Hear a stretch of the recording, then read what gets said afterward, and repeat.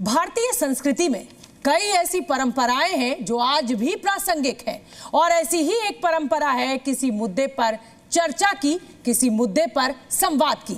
इसे शास्त्रार्थ के नाम से जाना जाता है और इसी परंपरा को आगे बढ़ाते हुए जी न्यूज आपके लिए लेकर आता है जी शास्त्रार्थ, जिसमें आज की सबसे बड़ी राजनीतिक मुद्दों पर हर चर्चा, हर मुद्दे को हम उठाते हैं।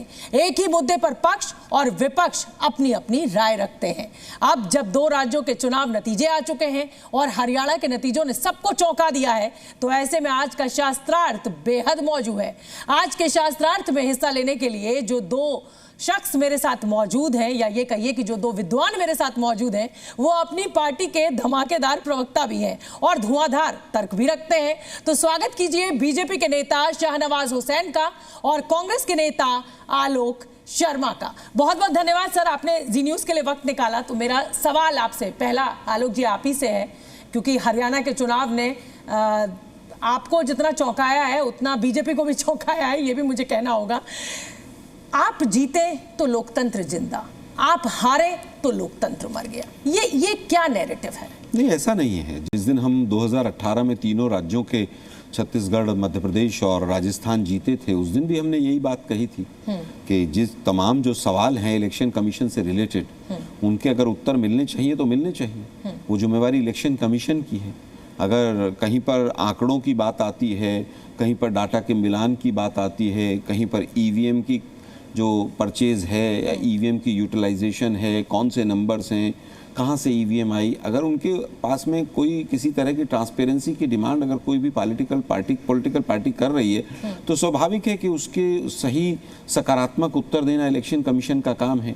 1-1 साल तक विपक्ष जो है इलेक्शन कमीशन से सांसद समय मांगते रहें और इलेक्शन कमीशन समय ना दे।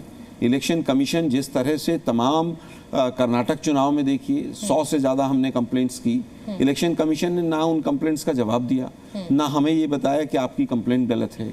तो मुझे लगता है कि अगर कार्यप्रणाली संवैधानिक संस्था की किसी की भी प्रश्न चिन्ह के घेरे में आती है, तो उसको दूर करना या जो भी दल उसके ऊपर डिमांड करता है वो हमारा संवैधानिक अधिकार है। जिस चुनाव आयोग पर आप आवाज उठा रहे हैं या शिकायत कर रहे हैं, वहीं उसी चुनाव आयोग के चलते आप जम्मू कश्मीर में जीते भी हैं। नहीं, क्या आप तेलंगाना में जीते भी हैं। एक कॉलोनी थी, उसमें 10 नंबर घर में चोरी हो गई, 11 में नहीं हुई, तो क्या 10 को भी मान लें कि चोरी नहीं हुई?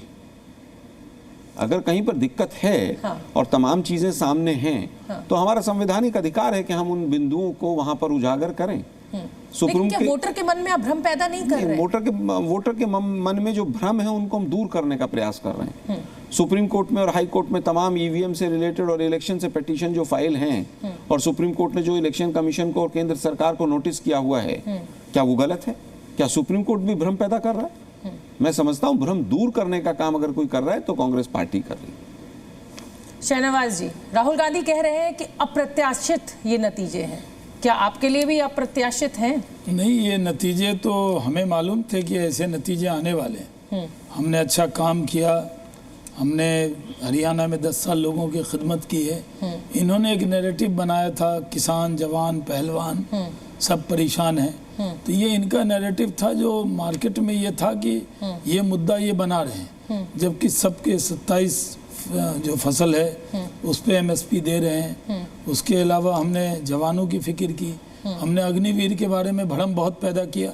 हमने हरियाणा में कहा कि सबको नौकरी देंगे, पहलवानों के लिए जो इंफ्रास्ट्रक्चर बनाना वो हमने बना के दिया। तो जो मुद्दे इन्होंने उठाए थे उस सबको हमने एड्रेस किया और पहले से कर रहे थे। 2000 जो इस बार चुनाव हुआ 19 का, उसके बाद जो 24 का चुनाव हुआ, तो 24 के चुनाव में कांग्रेस पार्टी चुनाव हार गई, लेकिन इन लोगों ने ऐसा व्यवहार किया जैसे चुनाव जीत गए, उसी मोड में थे। और राहुल जी ने जाकर जिस तरह हरियाणा में भी कैंपेन किया, बाहर जाकर भी बात की, जिस तरह प्रधानमंत्री को अपमानित किया। हरियाणा के लोग प्रधानमंत्री नरेंद्र मोदी से बहुत प्यार करते हैं, क्योंकि वो शुरू में जब पार्टी के जनरल सेक्रेटरी थे तो वो उनका कैंप हरियाणा ही था। मैं युवा मोर्चे का इंचार्ज था चंडीगढ़ हिमाचल का, तो वो उस वक्त पार्टी के वहाँ महामंत्री थे।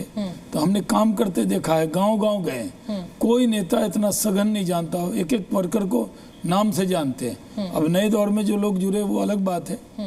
तो उनको अपमानित किया, उससे लोगों के मन में बहुत दुख था। कांग्रेस पार्टी आपस में चुनाव लड़ रही थी, कांग्रेस पार्टी आपस के नेताओं से लड़ रही थी। राहुल गांधी जी एक मंच पर जबरदस्ती दो हाथ को मिला रहे हैं। आपने हाथ तो मिलवा दिया लेकिन दिल नहीं मिले। एक नेता दूसरे नेता को फिक्स करने में लगा था। कांग्रेस पार्टी में ऐसा लगता था कि कांग्रेस आई नहीं लड़ रही है, हुडा कांग्रेस है। तो अब हुडा कांग्रेस और कांग्रेस आई, आपस में दो कांग्रेस लड़ रही थी। तो आप अपनी कमियां देखिए ना कि आपसे कहाँ कमी रह गई। लास्ट डे तक कुमारी शैलजा को सोनिया गांधी से मिला रहे हैं आप। हाँ। तो संदेश क्या जा रहा है कि कुछ तो गड़बड़ है। तो जनता के बीच में भारी कंफ्यूजन था कि कांग्रेस चुनाव नहीं लड़ रही। हम जनता को जनार्दन मान के उनकी सेवा में गए, उनके बीच में गए, हमने आशीर्वाद मांगा, हमें जो वोट मिला हमने सहर्ष स्वीकार किया। अगर हम नहीं भी जीतते, जैसे जम्मू कश्मीर में हम नहीं जीते, तो हमने इसको स्वीकार किया। कांग्रेस को भी बड़े दिल से इसको स्वीकार करना चाहिए। जब कर्नाटक जैसे बड़े राज्य जीते, आलोक जी ने कहा कि 10 घर में चोरी हो जाए, एक में न हो तो कैसे मान ले। कर्नाटक जैसे बड़े राज्य जीते, तेलंगाना जीते, हिमाचल जीते, तब तो सब कुछ अच्छा था।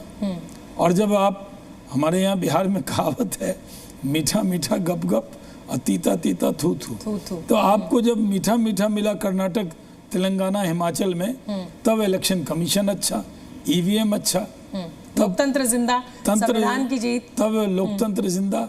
अब जब आप हार गए तो कह रहे हैं लोक नहीं रहा, तंत्र जीत गया। ये सही नहीं है। डोनाल्ड ट्रंप की तरह बिहेव मत कीजिए आलोक जी। आलोक जी, कांग्रेस आपस ही में लड़ रही है, ऐसा लग रहा है कांग्रेस चुनाव विपक्षियों से नहीं, बीजेपी से नहीं, खुद आपस में लड़ रही है। यह बड़ा आरोप आपके ऊपर शाहनवाज जी ने लगाया है आज जी शास्त्रार्थ में। देखिए, मुझे लगता है कि इस तरह का नैरेटिव बीजेपी ने बनाने का प्रयास किया और कहीं काफ़ी हद तक सफल भी रहे, जबकि ऐसा कुछ नहीं था। आप केवल ये बताइए, इन्होंने कहा कि सब अग्निवीर पे हम सब लोगों को नौकरी देंगे। शाहनवाज भाई मेरे बहुत पुराने मित्र भी हैं और जी न्यूज़ तो शास्त्रार्थ करा रहा है। एक ऑर्डर की कॉपी दिखा दीजिए स्टेट गवर्नमेंट की या सेंट्रल गवर्नमेंट की, जिसमें सबको नौकरी मिलेगी अग्निवीर को। एक कॉपी किसी जी न्यूज़ के पास भी हो तो जरूर दिखाइएगा लोगों को, बच्चों को। मतलब क्या है, मोदी जी ने सबको झूठ बोलना सिखा दिया है, पूरा देश। मैंने जो सवाल पूछा उसका जवाब मैं उस पर भी आ रहा हूँ, मैंने सारे पॉइंट्स लिखे हैं, मैं उस पर भी आऊंगा। मैंने सबसे पहले उसी का उत्तर दिया कि नैरेटिव बनाने का प्रयास किया। आपके बीच कुछ ऐसा नहीं था। आपके नेता को हाथ नहीं मिलाना पड़ रहा। मैं आ रहा हूँ, वापस आ रहा हूँ। अनिल विज और खट्टर जी किसी एक मंच पर साथ दिखे थे क्या? तमाम हर पार्टी में प्रतिस्पर्धा होती है नेताओं के अंदर। 9.5 वर्ष तक एक व्यक्ति मुख्यमंत्री रहा, उसको फिर नो एंट्री कर दिया। हम तो इस बात पे नहीं वोट मांग रहे, हम तो कह रहे हैं भाई आपने काम किया है तो उस काम के नाम पर वोट मांगिए। ठीक है भाई, हरियाणा में आपने महंगाई में नंबर 1 पहुंचा दिया, हरियाणा को बेरोजगारी में नंबर 1 पहुंचा दिया, अग्निवीर की प्रॉब्लम थी, किसानों की आत्महत्या की प्रॉब्लम थी, तमाम समस्याएं थी। उसके बाद भी अगर आप जीत रहे हैं और ऐसी जगह से जीत रहे हैं जहां पर आप स्वयं मानते थे बीजेपी के तमाम लीडर्स के, यार हम तो हार रहे हैं, और उसके बाद आप जीत रहे हैं। पीएम कहते हैं कि मध्य प्रदेश में भी ऐसा हुआ था कि बीजेपी कांग्रेस ओवर कॉन्फिडेंट थी। सीएम इनके जो हैं वो पता नहीं सीएम थे भी कि नहीं, 6 महीने रहे, वो अपनी सीट छोड़कर भाग गए। एक बार भी विधानसभा में उन्होंने अपना बहुमत सिद्ध नहीं किया। वो सीएम वेटिंग थे, सीएम थे नहीं थे, वो आज तक देश को नहीं पता चला कि भाई उनको क्या केयर टेकिंग सीएम बनाया था। शाहनवाज भाई बता के जाएं वो किस तरह के सीएम थे पिछले 1 महीने से, जब से उन्होंने रेजिग्नेशन किया था। हाँ। फिर बात आती है कि साहब वो किसको अपमानित कर दिया, मोदी जी को। अरे मोदी जी क्या अपमानित हो गए भाई? देश के प्रधानमंत्री सवाल भी नहीं पूछे जाएंगे क्या? विक्टिम कार्ड खेल लिया। अगला सवाल भी मेरा इसी से जुड़ा हुआ है। तो तैयारी कर लेना। देखिए, अब हरियाणा की हार से कुछ सीखिए, थोड़ी मेहनत कीजिए, संगठन बनाइए, कार्यकर्ता खड़े कीजिए। सिर्फ राहुल गांधी जी की रैली से, हाथ हिलाने से, हाथ से कुछ नहीं होगा। आपका जो हाथ है वो हालात नहीं बदलेगा। चलिए, अगला सवाल अपने हालात बदलिए। शास्त्रार्थ में अगला सवाल भी मेरा इसी से जुड़ा हुआ है। जीते तो हम, हारे तो ईवीएम गड़बड़। उसी ईवीएम से आप जम्मू कश्मीर जीतते हैं और उसी ईवीएम से जब आप हरियाणा में हारते हैं तो आप कुछ और। मैंने पहले भी शुरुआत में भी इसका उत्तर दिया। शुरुआत में हमारी इस पर बात हो चुकी है। मैं कह रहा हूँ शुरुआत में मैंने बिल्कुल स्पष्ट उत्तर दे दिया। फिर तो जो बीजेपी ने आज तक इलेक्शन कमीशन के खिलाफ शिकायतें की हैं, सब वापस ले लेनी चाहिए आज तक की। इनको इलेक्शन कमीशन से माफी मांगनी चाहिए। जितने ईवीएम के और इलेक्शन कमीशन के अगेंस्ट सुप्रीम कोर्ट और हाई कोर्ट में केसेस हैं, उन पर तुरंत रोक लग जानी चाहिए। ठीक है, क्या वो लोग भी भ्रम पैदा कर रहे हैं? अगला सवाल किसानों को लेकर है। किसानों को लेकर खूब राजनीति की गई। क्या किसानों को लेकर की गई राजनीति फेल हो गई? खुद चढ़ूनी जो है वो हार गए चुनाव यहाँ पर, जिनको इतना बड़ा किसान नेता बना के पेश किया गया। देखिए, आप लगातार कहते रहे किसान जवान पहलवान हम साथ हैं इनके, लेकिन किसानों ने तो नकार दिया। देखिए, हालांकि सीटें मिली हैं आपको, मैं फिर कह रही हूं, मैं आपको ये नहीं कह रही हूं। हाँ। बीजेपी के बराबर हमें वोट परसेंटेज मिला है, ठीक है, सीटें ऊपर नीचे हैं हमारी, वोट परसेंटेज ऑलमोस्ट बराबर है, नकार दिया नहीं कह सकते हैं। हाँ, दूसरी बात ये आती है, अभी इन्होंने कहा 27 फसलों के ऊपर एमएसपी दे दिया। 27 फसलें होती नहीं है हरियाणा में जिन पे एमएसपी मिलता हो। अगर यकीन ना हो तो गिनवा दो। नहीं, देखिए, करो शुरू, सुन लेते हैं। भाई 27 फसलों के नाम बता दो आप मुझे। मैं तो कह रहा हूँ उस ऑर्डर को दिखा दो। एक मिनट प्रभु, देखो मेरी बात पूरी हो जाने दो। ऑर्डर दिखा। इनके मुख्यमंत्री कहते हैं 24 फसलों पे, शहनवाज भाई कहते हैं 27 पे, देश के प्रधानमंत्री महाराष्ट्र जाएंगे वो 32 बोल देंगे, क्योंकि रोकने वाला तो कोई है नहीं। झूठ पे कोई जीएसटी तो लग ही नहीं रहा। एमएसपी तो पहले भी मिल रहा था। मजबूत विपक्ष बनिए ना। एक मिनट सुनिए ना, सुनिए, अभी मजबूत विपक्ष बने हैं। अभी 4 बिल संसद से वापस गए। अब वो बुलडोज नहीं हो रहा है संसद कि 150 सांसदों को आप सस्पेंड कर दें और आईपीसी की धाराओं में बदलाव कर दें। अब नहीं हो रहा है वो। अब 4 बिल हो, चाहे वक्फ बोर्ड का हो, चाहे कोई और बिल हो, चाहे वो इनका सोशल मीडिया वाला बिल हो, सब वापस जा रहे हैं। अब स्टैंडिंग कमेटी भी बनेगी, अब सब कुछ होगा। अब वो एक अकेला सब पर भारी नहीं चलेगा। देश देख रहा है और कोई संजीवनी नहीं। हरियाणा के साथ 10 साल तक ठगी, 5 गुना हरियाणा के ऊपर 5 गुना कर्जा चढ़ा दिया इन्होंने। एक अकेला इन पर भारी पड़ा है हरियाणा के अंदर, और वही अकेला जो है झारखंड और महाराष्ट्र में भी भारी पड़ेगा। आप अंडर एस्टिमेट करते रहिए, उनको कुछ मत मानिए। उनके लिए जितने शब्द आप लोगों ने कहे हैं, आपने तो गिना दिए कि उन्होंने क्या कहा। किसानों की राजनीति की बात करिए शहनवाज। देखिए वहां पर 27 फसलें गिनवा दो। इन्होंने अपना वोट परसेंटेज बताया और इसमें कोई शक नहीं है। इनका 2.3% कम है।